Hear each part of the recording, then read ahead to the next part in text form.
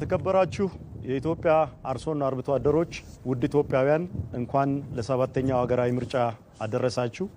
በዛሬ አጀንዳችን ከተፎካካሪ ፓርቲዎችም እንደሰማችሁት በብልጽግና የሚመራው የግብርናና የገጠር ሽግግር ተጨባጭ ለውጥ ማምጣት እንደጀመረ ማየት ይቻላል። ይሄ ሀገር ያወቀው ዓለም አቀፍ ተቋማትም የመሰከሩለት ተጨባጭ ውጤት እየተመዘገበ መጥቷል።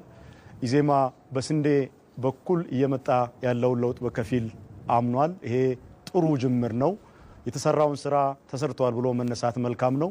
በእርግጥ በቡናም በቅባት እህሎችም በጥራጥሬም እንዲሁም ደግሞ በእንስሳት ሀብት ልማትም በርከት ያሉ ሊቆጠሩ የሚችሉ በአርሶና በአርብቶ አደሮቻችን ጥረት እየመጡ ያሉ ለውጦች አሉ። ይሄንን ስላልተመለከቱት ይሆናል እንጂ ወደ ገጠር ወጣ ብለው የመመልከቱን እድል ቢያገኙ በዚህ ረገድ ያለውንም ለውጥ እንደሚመሰክሩ ተስፋ አለን።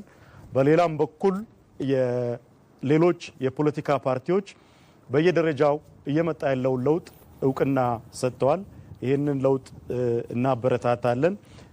አዲስ ትውልድ ፓርቲ በከተማ ኮሪደር ለውጥ ተመዝግቧል ብሏል። በእርግጥም በገጠሩም ሄደው አይተውት ከሆነ ጅምር ለውጦች አሉ።